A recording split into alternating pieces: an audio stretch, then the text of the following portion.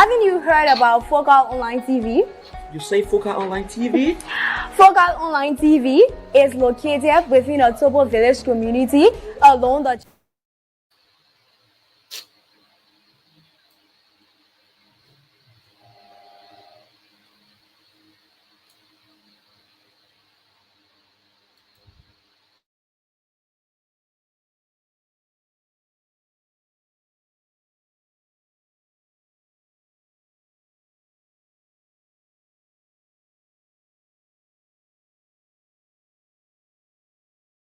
Hello dear, my name is K. Lyndon Toba. I'm in search of a platform where I can get credible information of our daily happenings in Liberia and the world at large. Hello, Lyndon Toba. My name is Gwefina Nkorishpa. Haven't you heard about Focal Online TV? You say Focal Online TV? Focal Online TV is located within a Tobo Village community along the Japanese Highway. Tell me more about the platform. This platform, called Focal Online TV Daily Edition of Inside the Print Media, does not encourage any form of dialogue between the viewers and the presenters. Oh, you mean nobody calling there? No, you can't call on a show. Let me talking out like when we're no calling there. So all you can do is you will listen to the news, and they can also encourage you to buy the newspaper to listen to the news in details. But do you do viewer recognition at times? Oh yes, we do viewer recognition. When you are watching, we notify you, and sometimes we even appreciate you on a show, telling you thank you for always following us. We also encourage you to share the live stream, because the more you share the live stream, we transform and we transition ourselves as a broadcast team as well. Wow. So when can I better get this program you are talking about? This program is aired every Monday to Friday at 10 a.m. to 10:45. The program runs for 45 minutes. Wow. And guess what? Wow. We bring you hot stories of our trending situation within our country, Liberia. Imagine hearing stories from Hot Pepper newspaper, from the Daily Observer newspaper, from Front Page Africa. Are you a lover of Front Page Africa? Oh yes, I'm a lover of Front Page Africa, and the Women Voices, and a lot more. Not forgetting international news, BBC, wow. CNN, ABC News. We bring you headlines from those standpoints. Wow, that is very, very, very amazing. So we say, join us every day on the daily edition of Inside the Print Media at 10 a.m. with the headlines of top stories in our country and the world at large on Focal Online TV.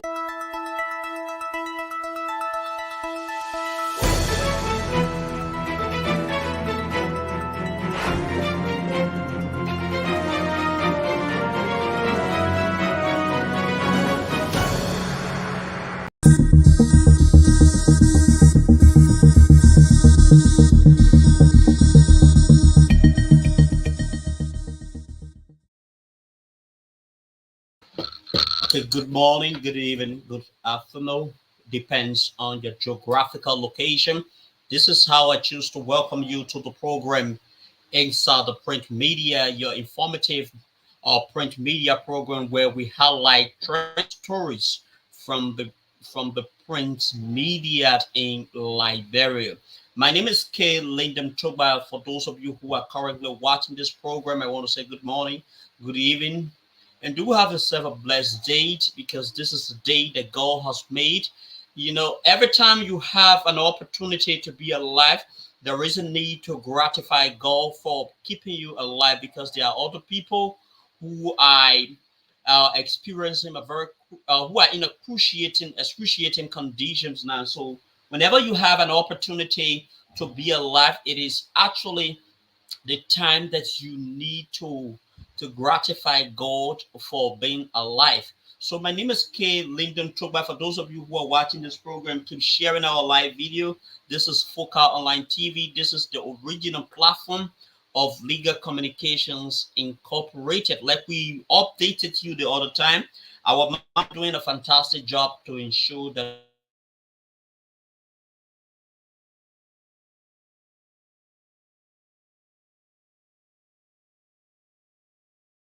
we transition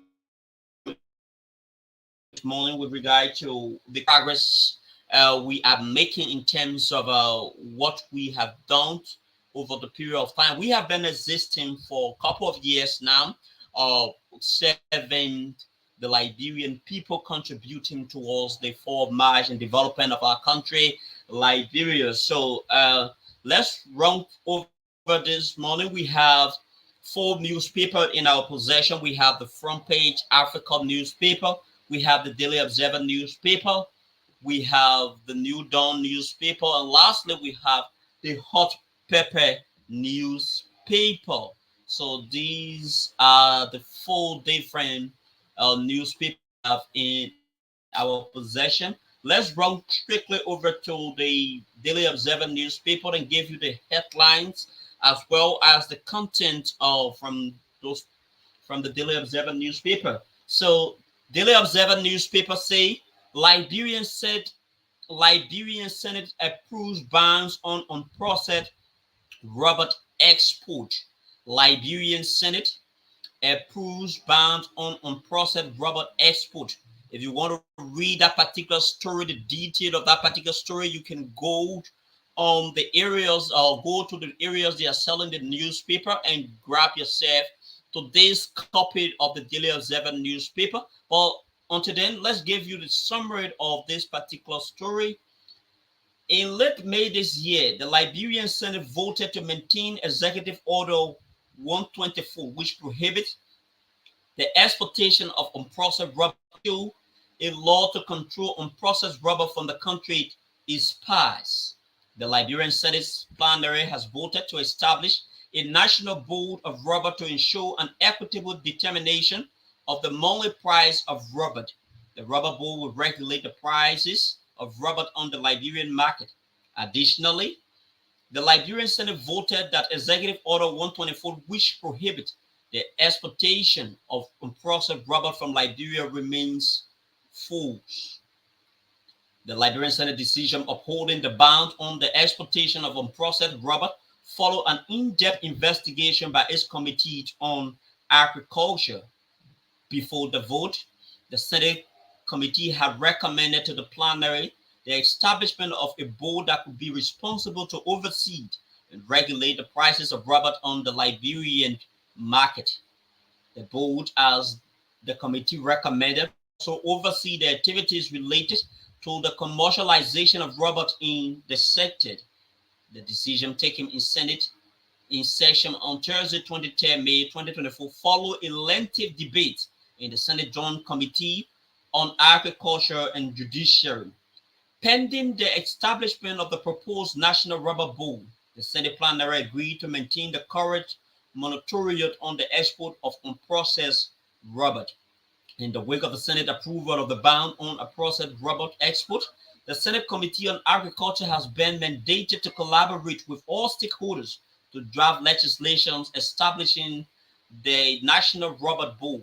The committee is further mandated to ensure market stability through appropriate regulations.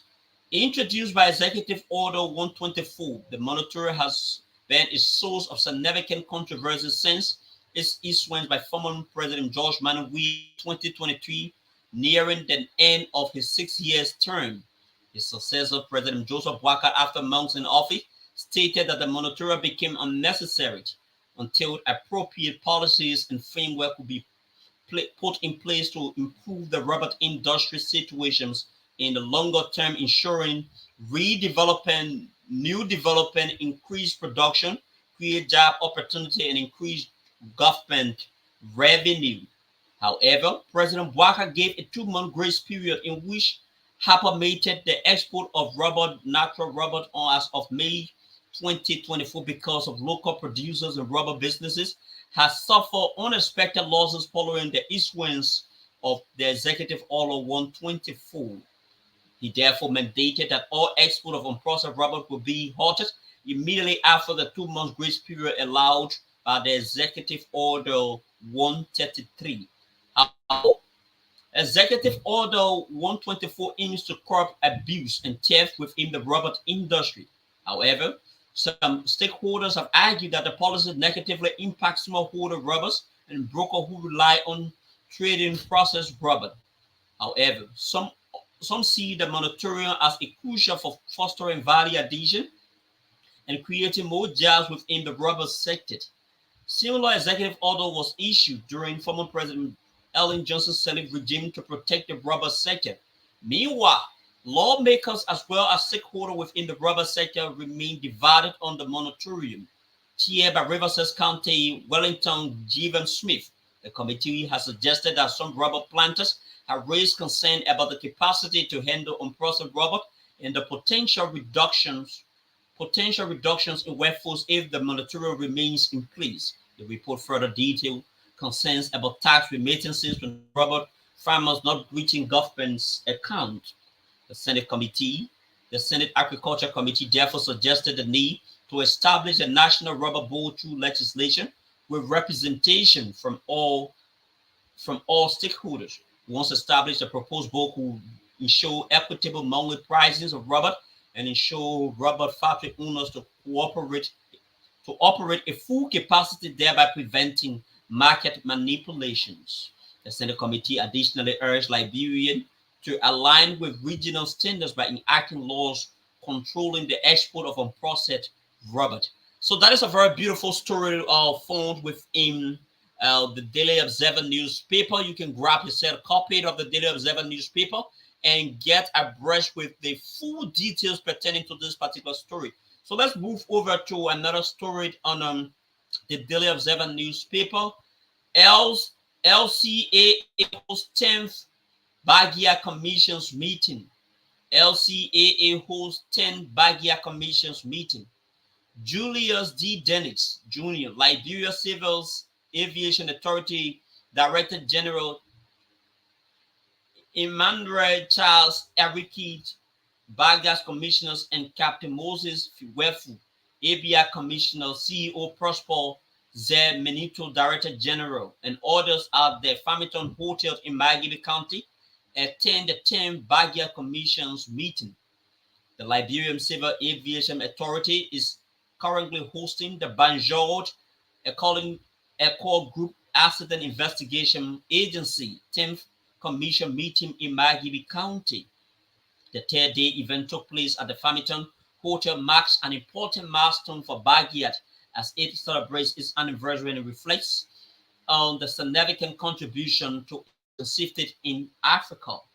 The event marks the significance of Bagiat and is being hosted by the Liberian government and supported by the African Union in partnership with the European Union on the EU ASPA project, with the team Bagiat at 15 celebrating 1.5 decades of impact.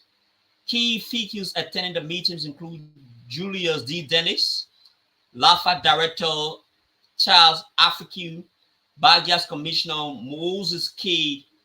Wefu, Liberia ABI Commissioner Prosper Z. Minto, Regional Director of AFIA Wafud, and Deputy Ministers for Road and Rail at the Ministry of Transport, among others. Director General Dennis expressed the importance of the meeting in advancing aviation sector in Africa, highlighting the potential impact on Liberia's aviation sector. According to him, the outcome of the 3-day meeting is the bar and bring aviation safety in Liberia to another level. As we, the Liberia Aviation Authority, are honored and elated to host this 3-day meeting, he said, we can assure you that we will bring great improvement in our sector. Reverend Charles Arifud emphasized the meeting's significance in shaping the future of aviation sector in Africa through the discussions and decisions that will drive progress in the industry. Throughout the meeting, participants will review achievement assets, current aviation security levels, and establish future strategy for Bagias. Key areas of focus will include financial matters, organizational development, and the implementation of strategic initiatives to enhance Bagia's goals. In the coming days, we will have an agenda full of discussion, presentation, and decision that will shape the future of aviation safety in the African region beyond. Firu said, it is an opportunity to reflect on the past achievement and assess the current state of aviation sector. He urged participants to approach the discussion with responsibility and commitment to excellence. Always keeping in mind the positive impact work on the aviation sector. I disclosed that during the meeting, the participant will have the opportunity to review the progress they have made, assess the current state of aviation security, and establish a cultural calendar for the future. We will address crucial issues such as financial aspects, matters affecting Bagia's organization development, and the implementation of the strategic initiative. By collaborating and sharing their experiences, we can overcome challenges and seize opportunity to advance Bagia's goal, he said. May this meeting be a milestone in our ongoing journey towards a safer and more efficient industry and perhaps an ubiquitous industry. Rudolph Martin, Deputy Minister of Road and Road, he reiterated Liberia's commitment to supporting Bagia's objective through ongoing cooperations. Liberia will remain committed to the ideas and objectives of Bagia through continued cooperations and collaborations, NAF said. Moses K. Wellful, Liberia ABI Commissioner, recognized the significant progress made by Bagias over the past years and emphasized the importance of this milestone in highlighting the organization's growth and maturity. We understand that we have gone a long way. This is not a small distance, and it is not a small journey, he said. He also said that the journey is important to them because it indicates how well they are maturing in 5 years. 15 years is a major milestone. Bagia is an agency established by the African member states, an independent body under the Banjul Accord Group to assist member states in the conduct of independent investigation for aircraft accidents and serious incident in compliance with international standards, with the vision of being the most efficient regional accident and incident investigation organization in the world. The ongoing meeting served as a platform for collaboration, sharing experiences, and addressing challenges to advance aviation safety in the African region. Participants hope to leverage the discussion to drive positive impact on the aviation sector, paving the way for a safer and more efficient industry moving forward. With this being said, this is how we move over to Udom is reporting U.S. group conduct on Liberia. U.S. group conduct hearing on Liberia. A Liberian group is calling on the government to prioritize the establishment of World and Economic Crime Code for the country to nip the culture of impunity. As the United States-based Tom Lantos Human Rights Commission conducts a hearing on the establishment of a World and Economic Crime Code for Liberia, the Guide for Justice Action Network Liberia Incorporated to treat calls for the establishment of War and Economic Crime Code with utmost seriousness. It says that as the Tom Lantos Human Rights Commission in America conducts today's hearing on the War and Economic Crime Code for Liberia, the Liberian government should not treat this with lip service intended to settle political code.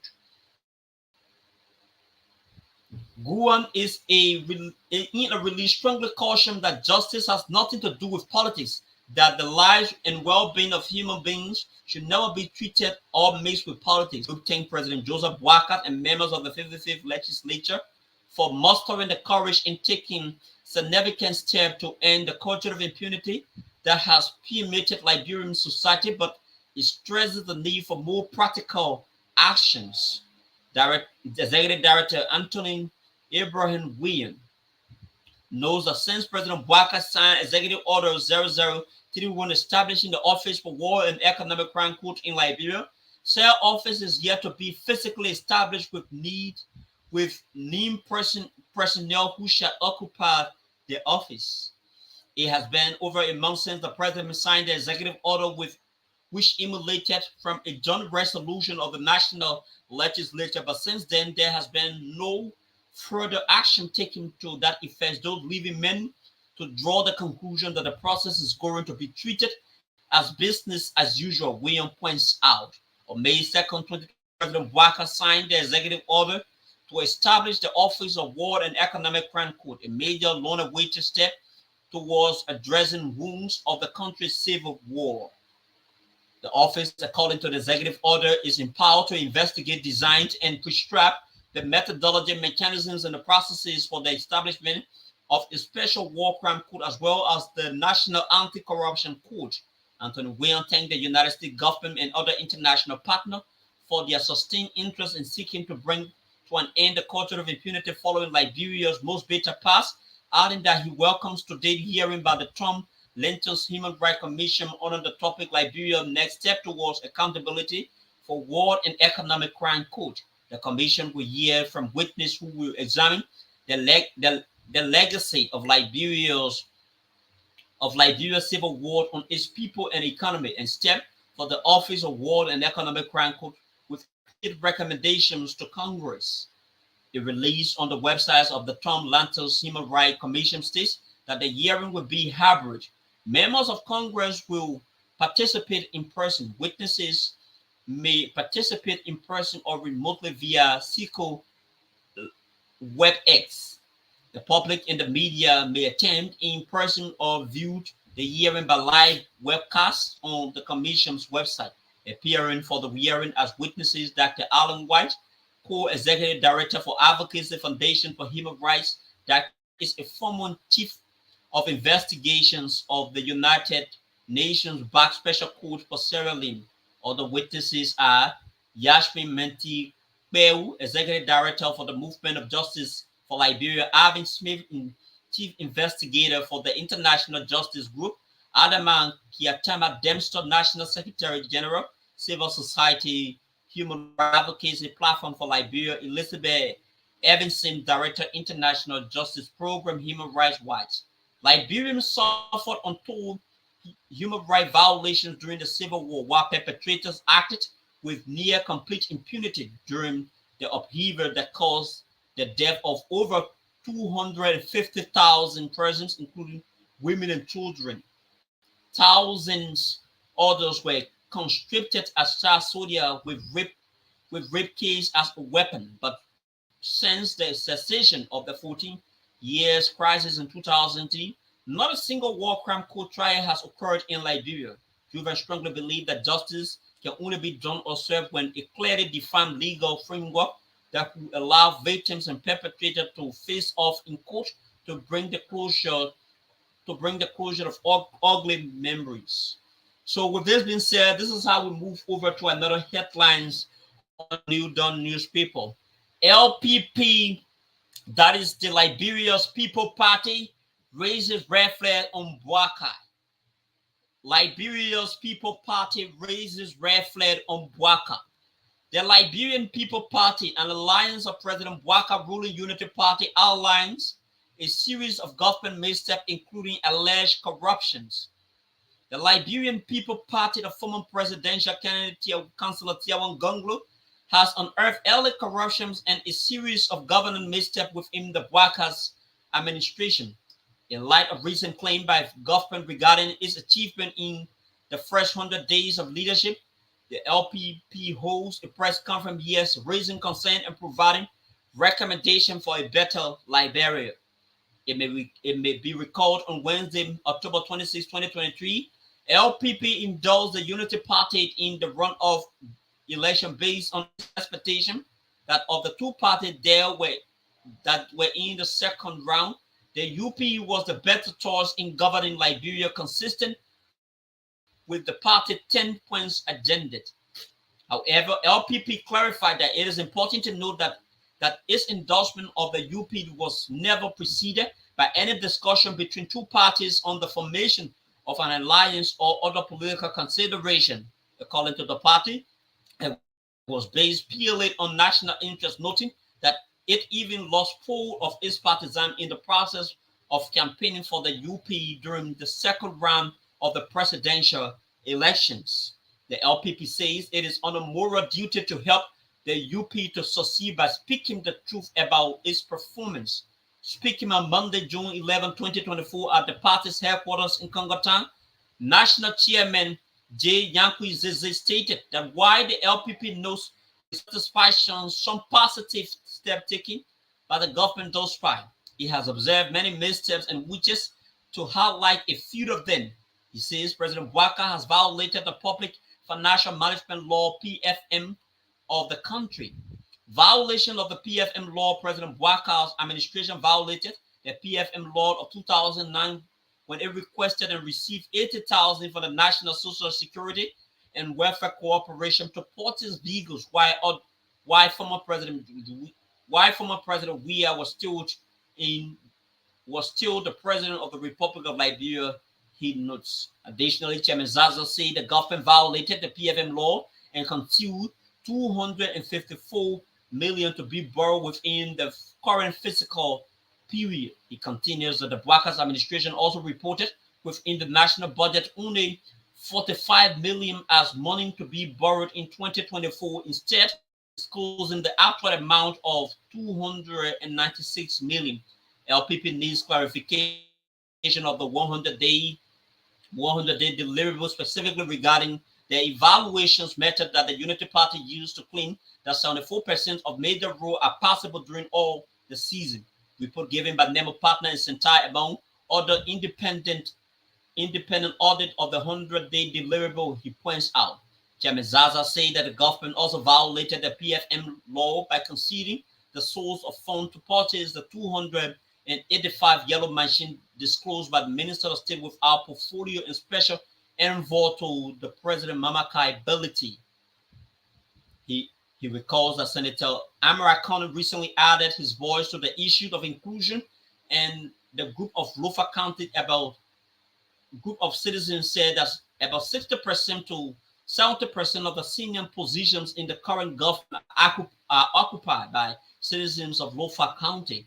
He laments that sadly President Bouakar did not follow Section 10.2 of the executive law, which prescribed legal formula for the formation of inclusive government developed by the legislature in 1973. The law says the president shall appoint one cabinet minister from each of the counties of Liberia. Had President Bouakar followed this law, he could have formed an inclusive government.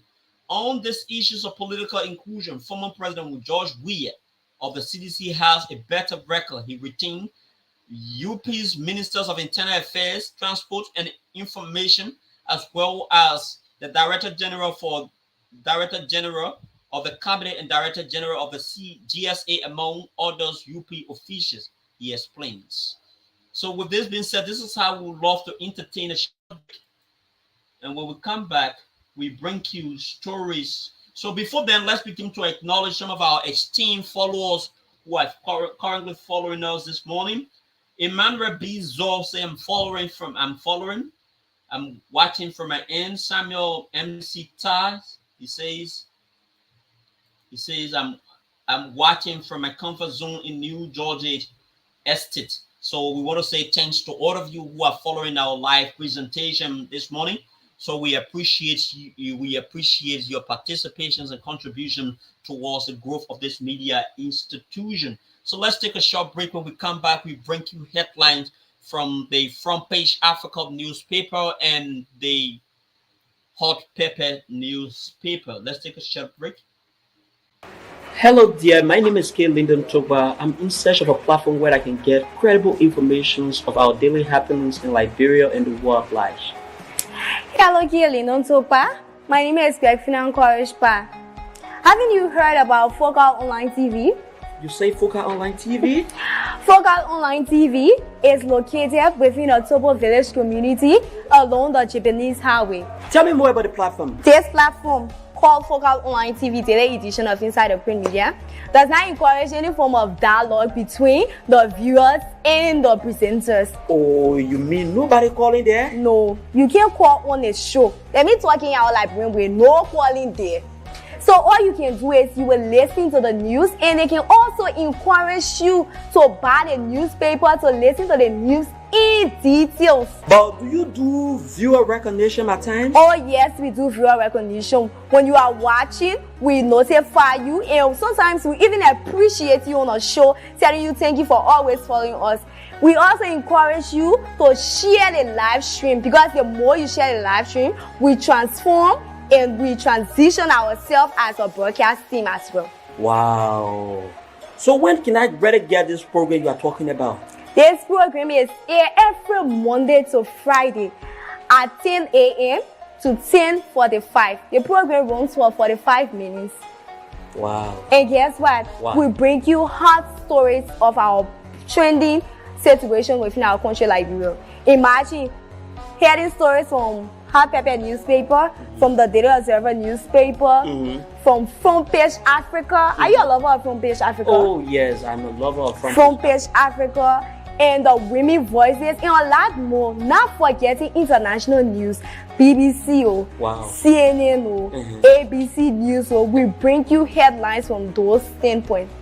Wow, that is very, very, very amazing. So we say, join us every day on the daily edition of Inside the Print Media at 10 a.m. with the headlines of top stories in our country and the world at large on Foca Online TV.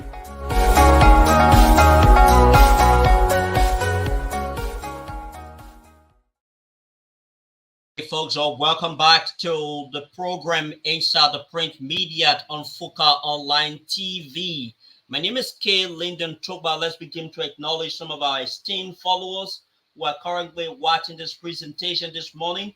Emmanuel B. Zol say, I'm following from my end.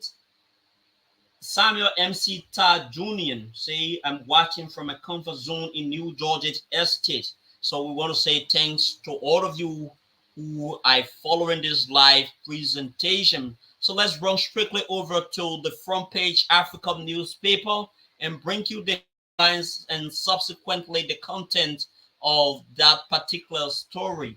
Front Page Africa newspaper say, Front Page Africa uncovers Justice Ministry grants compassion leave to convicted former Chief Justice Gloria Musu-Scaled. I will read our headlines again. Front Page Africa uncovers Justice Ministry grants compassion leave to convicted former Chief Justice Gloria Musu-Scaled. We'll read that again. Front Page Africa uncovers Justice Ministry grants compassionate leave to convicted former Chief Justice Gloria Musu-Scaled. So let's give you the headlines of this. Let's give you the content of this story. Front Page Africa has reliably gathered that the Ministry of Justice has granted compassionate leave to convicted former Chief Justice Gloria Musu-Scaled. Justice Musu-Scaled, 70, along with 3 female relatives, was sentenced to life in prison for the brutal murder of their niece, Talib Musu. The conviction was delivered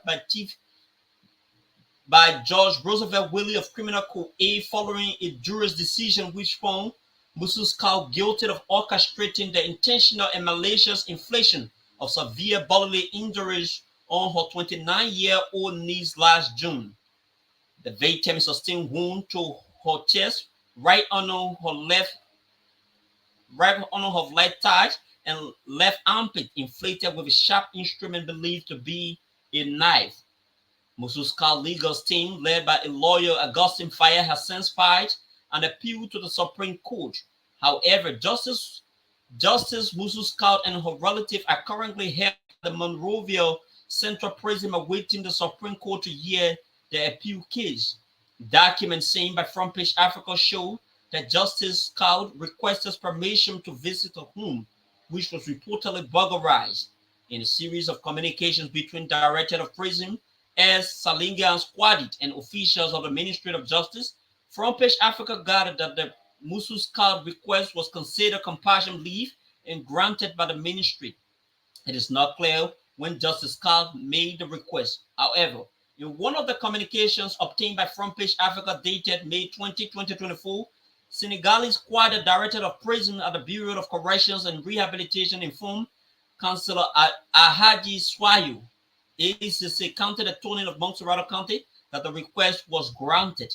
The communication raises the concern for inmate Gloria Musu-Scaled to be provided an escorted visit to make an appropriate inventory of losses and damage done to her home by intruders. Quadra said, in this regard, the Office of the Director of Prisons hereby considers a communication as a request for the compassionate leave by inmate Gloria Musu's Scout jointly conveyed and sentenced to life on January 9, 2024 by Judge Roosevelt Willie of Criminal Code A for the crimes of murder, criminal conspiracies, and false report to law enforcement officials. In another letter released to Councillor Masa Jalaba, the Deputy Minister for Administration at the Ministry of Justice, dated June 11, 2024, Quadra requested the sum of $226 to provide an escort for Justice Musu's Scout. We present our complimentary request for your indulgence and approval for the funds for an escort team of corrections and LMP officers to undertake the compassionate leave requested by inmate Musu Scout to visit a home to conduct an appropriate inventory of losses and damage done by intruders. In view of the above, we request your approval of 200 United States dollars to carry out the exercise. It is not yet clear how long she will be out of prison, whether she will come out along with her 3 siblings. When contacted, Quadro did not confirm or deny the information or question the authenticity of the document. However, he referred Front Page Africa to his boss, Justice Minister Oswald Twelve. Front Page Africa contacted the office of Minister Twelve through the special assistant Anthony Siafa Ban Kiamuka. The second, Kiamuka said he was not authorized to speak on the issue but promised to forward FPA inquiry to his superior. He did not get back to Front Page Africa by the time of the publication. It has been established Water Justice Minister Scar Hoon was recently burglarized. However, February this year, Musu Scar defense lawyer and family reported unknown men breaking into her Virginia outskirts of Monrovia residence and taking away materials. According to the defense team at the time, the intruders were arrested with the help of the community dwellers who called the police, and they were later taken to a local police depot zone 6 based in Virginia. They said that they were said to be caught with assaulted items with the items from the main house, the defense team noted. It was also alleged that the intruder took away several items, including flash screen TV, rice, oil, construction materials, among others. During the trial of the lower court criminal code A, the defense raised the issue that unknown persons were still accessing the compound and taking items. However, the prosecution argued that a family member named Anthony Musu was going to the compound on the pretext of feeding the dogs, and Judge Roosevelt Willie ruled that no family member should visit the compound. Tampering with justice and make compassion. Why it is unusual to grant prisoner compassion leave. Some legal pundits are questioning the conditions on which she is being temporarily released from prison. A legal luminary who asked for anonymity said, given Justice Musu Scout close tied with the current administration, he sees the actions of tempering justice with compassion. Going to access losses and damage is not enough ground to grant an inmate a compassionate leave. And what is more troubling, they are going to use taxpayer money to facilitate her leave and provide her the needed security. But a judge said the Minister of Justice has the prerogative to grant an inmate a compassionate leave. Once the minister deems it, he can grant an inmate request for compassionate leave, the judge said. Councillor Gloria Maya Musu Scout served as Liberia Chief Justice and later as Chief Justice of the Supreme Court until her retirement in 2003. She transitioned into politics and was elected Senator of Maryland County in 2005. She took her seat in 2006 and served until 2012. In 2012, she was appointed to the chairperson of the Constitutional Review Committee by then President Ellen Johnson Sirleaf. During the trial, Musu Scout maintained her innocence, claiming that Chala Musu was killed by an unknown assailant who entered her home in the capital, Monrovia. The shocking arrest and subsequent trial garnered widespread attention in Liberia, especially given Musu in her role in President Bouakar's political party. As a key member of Bouakar's political party, Musu Scout played an important role in his legal team that successfully challenged the Elections Commission's decision to uphold access to the voters' vote in the uplead of the December presidential election. So with this being said, this is how we move over to another headlines on the front page Africa newspaper. Ruling Unity Party pressuring central bank to implore partisans. The headlines within the front page Africa newspaper. Ruling Unity Party pressuring central bank to implore partisans. Despite the bad state of Liberia's economy, Front Page Africa has in its possession a list of partisans of the ruling Unity Party recommended to the governor of Central Bank of Liberia for deployment, a move that will further bloat the size of government time of general clamor for cutting down on the cost of governance. In a communication sent to Aloysius Talib dated April 23, 2024, UP Chairman Luther Tappet approved the name of 13 persons, bringing the numbers of recommended parties faithfuls to 32 for appointment at the CBL. Front Page Africa guided. Front Page Africa guided that this is not the only place that Tappet, board chairman of the National Port Authority, has recommended partisans of the party for jobs after Roman surfaced on social media of him recommending the appointment of 43 persons in the total at the Liberia Petroleum Refining Company, Ministry of Labor, and the Ministry of Finance, respectively. Walker's predecessor, George Weah, was criticized for appointing partisans of his coalitions of democratic change in the government, even in an economy that was already nose-diving into a recession. During his administration, it was reported that the CBL was pressured to employ all of the CDC partisans that were recommended by the party. Then Executive Governor Nathaniel Patrick infamously admitted that he received a list of people from the CDC for employment. The Unity Party, while in opposition, said that former President Weah's decision to block the government payroll was the main reason for the country was faced with revenue to cope with the requisite infrastructure and salary commitments. Front Page Africa gathered that it is not Tappes who is recommending partisans to the government ministry and agency, many including Bon County Senator Prince Boy, Monserrato County Senator Abraham Darius DeLong, Pro Tempore Senator Yombly Kanga Lawrence, among others. Liberians say they have expected that the prevailing economic climate could compel government at all levels to seriously cut down cost of governance by stripping or merging ministries and departments that could effectively handle the various sectors of government. That way, they added the governance could be smarter and more result-oriented. Apart from the huge government that would be spent in servicing this crowd of political appointees in depth, rather economy, political pundits say Unity Party mining of over-bloating the government is bound to elicit and other consequences down the road ahead. So members are questioning how the government continues to get bloated with partisans of the Unity Party when the country is among the top 10 poorest countries in the world, according to the Global Finance Magazine 2024. The cost of governance is too high. Alice Plummer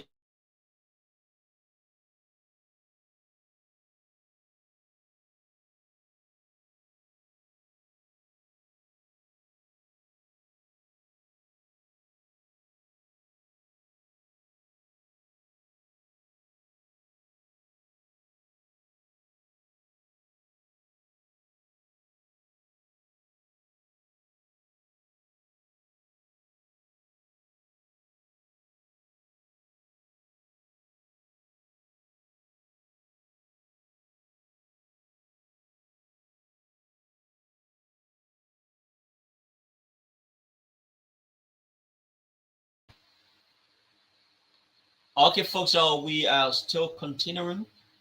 We are very sorry for the break in our transmission. Some partisans are questioning why the government continues to get bloated with partisans of the Unity Party when the country is among the top 10 poorest countries in the world, according to Global Finance Magazine 2024. The cost of governance is too high. Alice Flomo, a civil society activist, said. He said Liberia is certainly living above its means with the rising recurrent expenditure. Liberia has ignored its revenue challenge by worrying on a recurring expenditure spree. Yet, this has not impacted the economy, which has been stuck in a low growth path despite higher cost of governance, said Flomo. So with this being said, this is how we move over to uh, the Hot Pepper newspaper. This service to the rule of law. This service to the rule of law. Liberia National Bar Association describes low budgetary allocation to judiciary. This service to the rule of law. Liberia National Bar Association described uh, 2024 budget. Folks are coming. We please exercise a little bit of patience. We try to roll this particular development.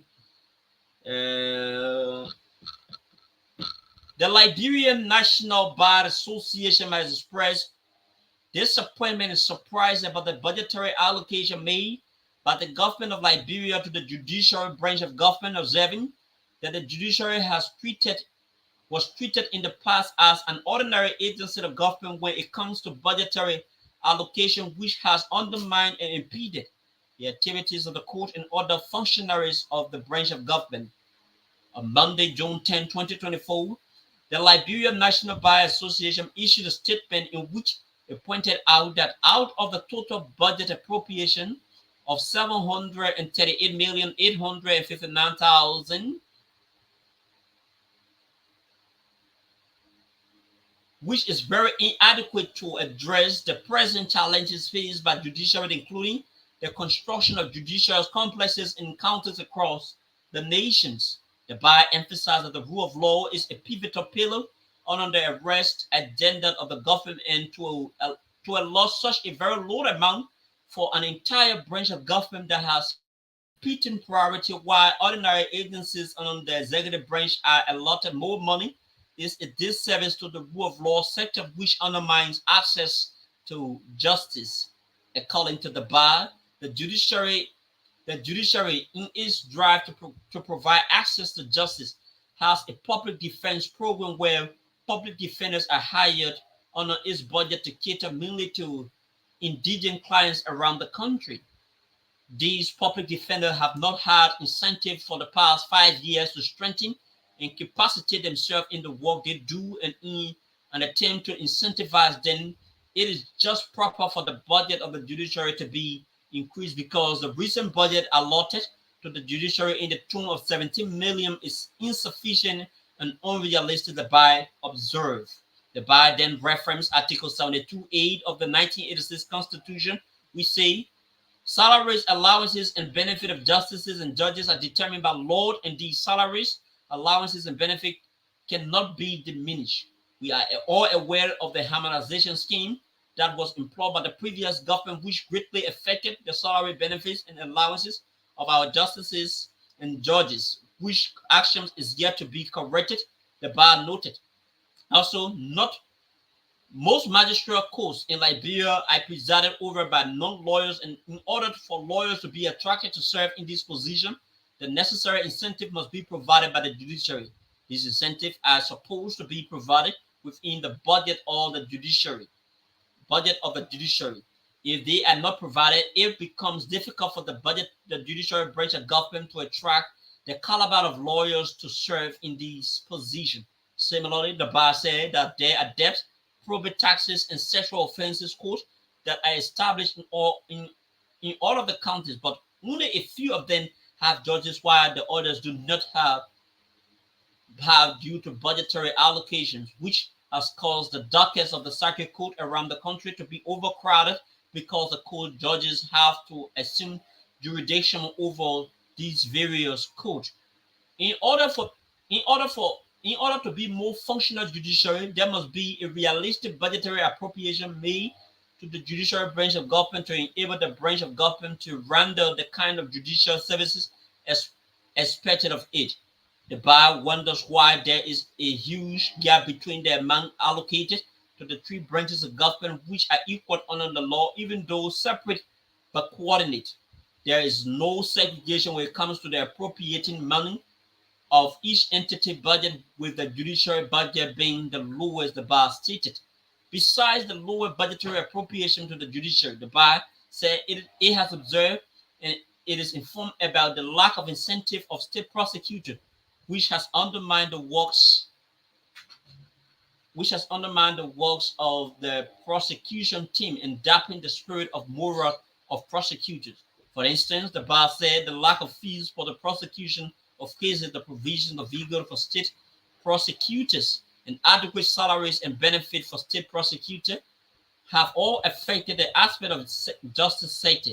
The bar called on the government to give immediate attention to state prosecutors for providing adequate incentive that will boost the morale of the prosecutors in order to ensure that justice is served to the people. The bar therefore called the executive and legislative branches of government to see reason in providing additional budgetary allocation to fiscal year 2024, thereby granting the coordination of the three branches of government as provided for under Article 3 of the 1986 Constitution. In the related development, the Liberian National Bar says it is troubled by the failure of President of Liberia, His Excellency Joseph Boakai, to appoint an Associate Justice of the Supreme Court of Liberia since the death of former Associate Justice Joseph N. Nangwe Sr. The Liberian National Bar says the filling of the seat on the Supreme Court bench will fully constitute the judicial branch of government. So with this being said, this is how we bring you the headlines of all of the stories we have read. This service to the rule of law, Liberia National Bar Association described low budgetary allocation to judiciary. So let's go over to bring you another headlines from other news we have read.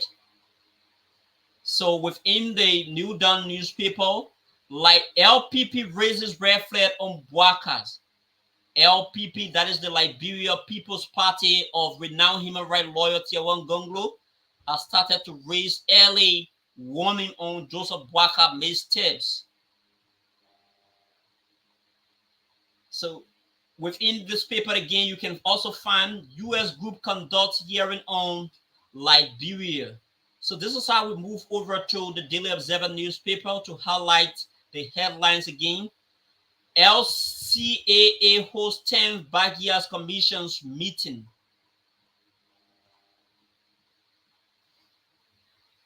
Liberian Senate approved bans on processed robot export. Liberian Senate approved ban on unprocessed robot export.